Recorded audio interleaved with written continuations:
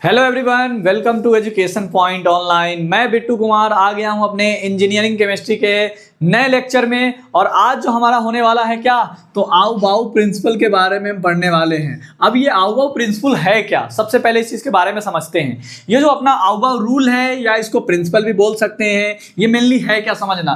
तो आओ बाओ प्रिंसिपल जो होता है अपना N+L रूल इसका नाम है। इसका एक और नाम है N+1 रूल। आप बोलोगे भैया N+1 क्या होता है, तो समझाता हूं, पहले ध्यान से आप इसको समझिए। देखिए क्या है, पहला जो ये आओ बाओ प्रिंसिपल बोलता है, हमें क्या बोलता है कि जो एनर्जी ऑफ और वाइटल और सबसेल, यानी ये पूरी तरीके से आओ बाओ प्रिंसिपल किस चीज पे बेस्ड है कि एनर्जी ऑफ और वाइटल और सबसेल। मतलब ये हमें ये बताता है कि पहले कौन सा और वाइटल फिल होगा। मतलब जो अपना एलिमेंट्स है, एलिमेंट्स के जो हम इलेक्ट्रॉनिक कॉन्फ़िगरेशन करेंगे उस टाइम पे कौन सा और वाइटल हमें पहले फिल करना होगा, कौन से और वाइटल में पहले इलेक्ट्रॉन जाएगा या कौन से सेल में इलेक्ट्रॉन जाएगा। और वाइटल का मतलब क्या होता है समझिएगा, जैसे एस ब्लॉक के पास एक और वाइटल है, पी ब्लॉक के पास 3 और वाइटल है, इसी तरीके से एंड सो ऑन। समझ में आया।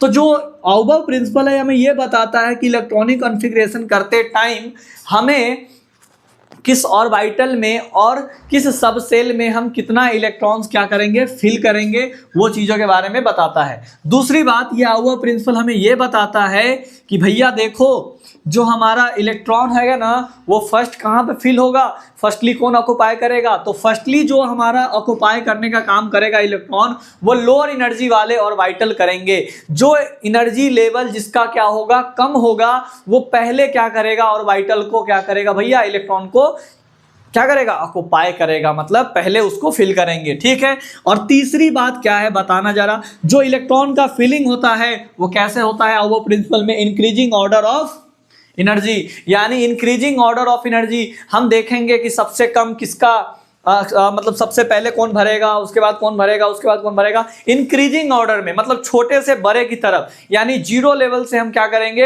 एनर्जी लेवल को भरना शुरू करेंगे और हाईएस्ट तक पहुंचेंगे। तो ये आओ बाओ प्रिंसिपल जो है मेनली इलेक्ट्रॉनिक कॉन्फ़िगरेशन को अरेंज करने के लिए कि कौन सा इलेक्ट्रॉन कब फिल होगा, इस चीज को बताने के लिए क्या किया जाता है, यूज किया जाता है। इसे N+1 रूल भी कहते हैं। और ये कैसे बताता है कि कौन सा ऑर्बिटल पहले फिल होगा। जैसे मान लीजिए हमने ले लिया एक आपके पास 3p और 2s, मान लीजिए हमने दो आपके पास ऑर्बिटल दे दिए, एक s सबसेल है और एक p सबसेल है। ठीक है। अब देखिए याद कर लीजिए, n जो होता है हमारा वो मान लीजिए जो दिया रहा है 1 2 3 4, ये n हो जाएगा। और l, हर एक सबसेल का अलग n की वैल्यू होती है, l की वैल्यू होती है। जैसे मान लीजिए s ब्लॉक के लिए n की वैल्यू क्या होती है, 0 होती है। p ब्लॉक के लिए l की वैल्यू 1 होती है। d ब्लॉक के लिए l की वैल्यू 2 होती है। और अपना F ब्लॉक के लिए क्या होती है, 3 होती है। सबके लिए हमने क्या कर दिया, इधर ब्लॉक यानी सबसेल और सबसेल का हमारा क्या होता है, या और वाइटल ले लो और वाइटल, और इधर हमें कितने कितने L की वैल्यू देनी है। ठीक है। अब देखो इसमें ये हमारा 2 का 2 प्लस, इसमें कितना होता है, S की वैल्यू कितनी होती है, 2, तो 2 + 0 2 हो जाएगा। 3 प्लस P में, P और वाइटल में कितने होते हैं, 4, तो सॉरी 1, तो यहाँ पे हो जाएगा 4। अब बताओ ये अपना 2 आया और P और वाइटल का एनर्जी लेवल कितना आया, एनर्जी 4 आया। इसका मतलब N+1 रूल के हिसाब से इंक्रीजिंग ऑर्डर में हमें क्या करना है, इलेक्ट्रॉन को फिल करना है। तो सबसे पहले S और वाइटल भरेगा और उसके बाद P और वाइटल भरेगा। समझ में आया कि नहीं आया। यानी इलेक्ट्रॉन पहले किस में हम फिल करेंगे, S को। जब S पूरी तरीके से फिल होगा तभी हम जाएंगे P के पास। समझ में आया कि नहीं आया। तो ये आओ बाओ प्रिंसिपल जो है बेसिकली क्या एक्सप्लेन करता है, तो हमें ये बताती है कि इलेक्ट्रॉन का फिलिंग कैसे होगा। तो इंक्रीजिंग ऑर्डर ऑफ एनर्जी और वाइटल या सबसेल, यानी इंक्रीजिंग ऑर्डर में क्या करेंगे, हम इलेक्ट्रॉन का फिलिंग करते हैं। समझ में आया।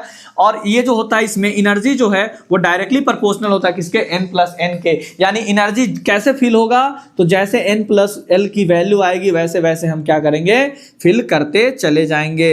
अगर एनर्जी बढ़ेगा तो N+1 की वैल्यू बढ़ेगी, N+1 की वैल्यू बढ़ेगी तो एनर्जी बढ़ेगी। बात समझ में आया कि नहीं।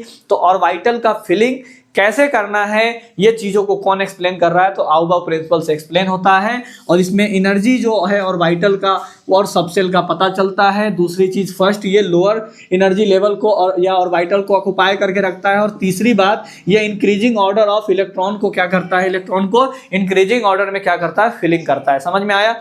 तो अब क्या करेंगे, इसके हम कुछ एग्जाम्पल को देखेंगे। जैसे मान लीजिए हम आपके सामने कुछ एग्जाम्पल लिख रहे हैं, अब इसमें आपको बताना है कि पहले इलेक्ट्रॉन किसमें फिल होगा। जैसे कि मान लीजिए हमने एक एग्जाम्पल लिया, जैसे 1s2 2s2 2p6 3s2, जैसे ये होता है नंबर, इस पर तो बाद में लिखेंगे। 1s 2s 2p 3s 3p 4d 4s 4p ऐसे करके एंड सो ऑन। अब इन सभी का हमें क्या बताना है कि पहले इलेक्ट्रॉन किसमें फिल होगा, ये चीजें हमें बताना है आउबाउ प्रिंसिपल के हिसाब से। ठीक है, तो सबका हमें क्या निकालना पड़ेगा, n+n निकालना पड़ेगा, और n+n से ही पता चलेगा कि किसका कितना ऑर्बिटल है, मतलब कौन सा कितने इलेक्ट्रॉन फिल होगा। तो एक बात बताइए, यहाँ पे आपको क्या दिखाई दे रहा है, बताना जरा। 1 दिख रहा है, यानी 1 का 1। एस का एल का वैल्यू कितना होता है, एस जो सबसेल है उसमें जो एल की वैल्यू होती है वो 0 होती है, तो यहाँ पे हो जाएगा 1। ये 2 का 2 एस में कितना होता है 0, तो यहाँ पे हो जाएगा 2। 2 का 2 पी में कितना होता है, तो पी में अपना होता है SPD, हाँ SP यानी 1 होता है, यानी 3 हो जाएगा, और 3 + 0 यानी 3 हो जाएगा, और यहाँ पे क्या हो जाएगा बताना जरा। 3 + 1 यानी 4 हो जाएगा, 4 + 0 यानी 4 हो जाएगा, 4 + 1 यानी 5 हो जाएगा। अब इलेक्ट्रॉन की जो फिलिंग होगी वो कैसे होगी, इंक्रीजिंग ऑर्डर में। तो सेम ऐसे ही इलेक्ट्रॉनिक ऑर्डर क्या रहता है, अरेंज रहता है। पहले आ जाएगा 1, तो 1 पे क्या है 1s, फिर आएगा उसके बाद कौन, 2s, फिर आएगा 2p, ये दोनों सेम है, तो इसको पहले p को पहले, क्योंकि आप इसमें किसको प्रेफरेंस देंगे, तो पहले देंगे हम p ऑर्बिटल को, समझ गए। जैसे अब इसमें हो जाएगा 3s, अब हो जाएगा 3p, फिर हो जाएगा 4s, फिर हो जाएगा 4p। ये अगर डिफरेंट वे में लिखा हुआ रहता तो उसको अरेंज करने के लिए हम क्या करते हैं, n+1 रूल का इस्तेमाल करते हैं, जिससे हमें ये पता चलता है कि फर्स्ट फिलिंग किस ऑर्बिटल में होगा, समझ गए। अब चलिए आपको हम इसको एक और तरीके से अपन अचीव कर सकते हैं इलेक्ट्रॉनिक कॉन्फ़िगरेशन को, एनर्जी लेवल डायग्राम के थ्रू भी। तो देखिए एनर्जी लेवल डायग्राम क्या होता है, जरा वो हम समझाते हैं। जैसे समझना आप, फर्स्टली आप बताना कि फर्स्ट ऑर्बिटल है, ये जो चीज़ हमने लिखा था, ये एनर्जी लेवल इंक्रीजिंग ऑर्डर में जो लिखा था, इसको लिखने का एक और तरीका है। कैसे, जैसे एनर्जी लेवल डायग्राम से इसमें 1s होता है, एक बॉक्स बना देंगे 1s, नीचे वाले में 2s 2 ऑर्बिटल है 2s और 2p, फिर होता है 3 वाले में 3 बनाएंगे 3s 3p और 3d, इसमें क्या होता है 4s 4p 4d 4f 5s 5p 5d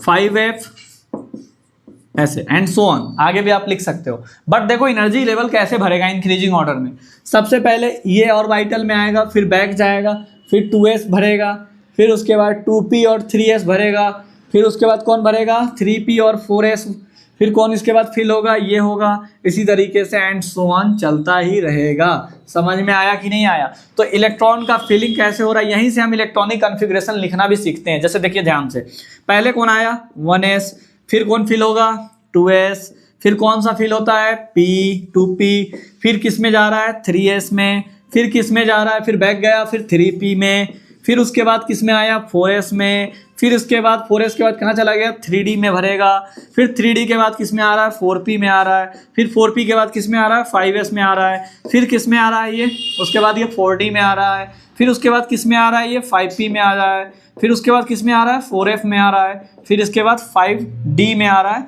और लास्टली ये 5f में जा रहा है। तो ये हमारा इंक्रीजिंग ऑर्डर ऑफ क्या हुआ इलेक्ट्रॉन फिलिंग हुआ। अब यहाँ से हम किसी भी चीज़ों का क्या कर सकते हैं, यहाँ से हम किसी भी एलिमेंट के इलेक्ट्रॉनिक कॉन्फ़िगरेशन को भी क्या कर सकते हैं, सीख सकते हैं और पता लगा सकते हैं कि ये किस सबसेल का मेंबर है। जैसे मान लीजिए हमने यहाँ पे 2-3 एग्जाम्पल ले लेते हैं, Na11 क्लोरीन 17, और मान लीजिए हमने ले लेते हैं आर्गन 18, उसके बाद कैल्शियम 20। मान लो हमने इतना एग्जाम्पल लिया, इस सब का इलेक्ट्रॉनिक कॉन्फ़िगरेशन करना है, तो आप इस एनर्जी लेवल डायग्राम को पहले उतार लीजिए कि पहले किस में जाएगा 1s में, फिर किस में जाएगा 2s में। ये हम डायरेक्ट किससे भी निकाल सकते थे, आउबाउ प्रिंसिपल से भी पता लगा सकते थे कि इंक्रीजिंग ऑर्डर में पहले किस में इलेक्ट्रॉन फिल करना है हमें, समझ गए। तो ये इंक्रीजिंग ऑर्डर में अरेंज है एनर्जी लेवल, ठीक है। अब देखिए हम क्या करेंगे ना, इसको इरेज कर लेते हैं अपना, और अब हम इलेक्ट्रॉनिक कॉन्फ़िगरेशन करना सीखेंगे 1s2 1s 2s 2p यहाँ पे था, ठीक है। अब देखिए करते हैं, पहले 11 है सोडियम, सोडियम का एटॉमिक नंबर कितना है 11, इसका इलेक्ट्रॉनिक कॉन्फ़िगरेशन करना है।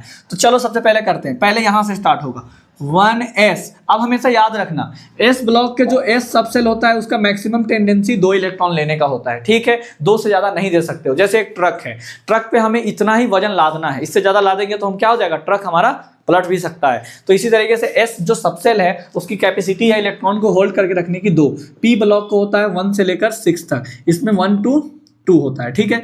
इसमें d ब्लॉक में होता है 1 से लेकर 10 तक इसकी कैपेसिटी, और f ब्लॉक का होता है 1 to 14 14 रखने का।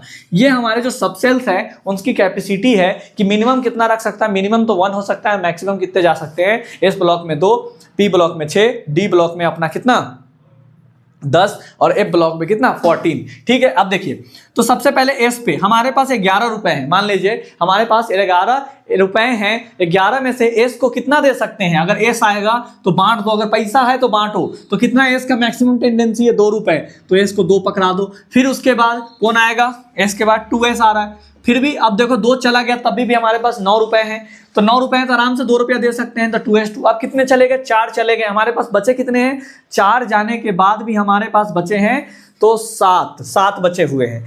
अब p आ गया तो यहाँ पे 2p, और तो p के पास कितनी मैक्सिमम टेंडेंसी है 6 लेने की, हमारे पास कितने रुपए बचे हैं 7, तो आराम से दे सकते हैं 6। अब बचा कितने रुपए, 1 रुपए, 3s आ रहा है, 3s की लेने की टेंडेंसी कितनी है मैक्सिमम 2, लेकिन बचा कितने हैं हमारे पास 1, तो इस पे 1 ही जाएगा। आया समझ में कि नहीं आया इलेक्ट्रॉनिक कॉन्फ़िगरेशन लिखना। उसके बाद देखो क्लोरीन है, क्लोरीन कितने नंबर पे है 17 नंबर पे। अब देखो भाई 17 नंबर पे है 1s2, 2 कैपेसिटी दे दिया, 15 बचा, 2s2 कितना हो गया 4 चला गया।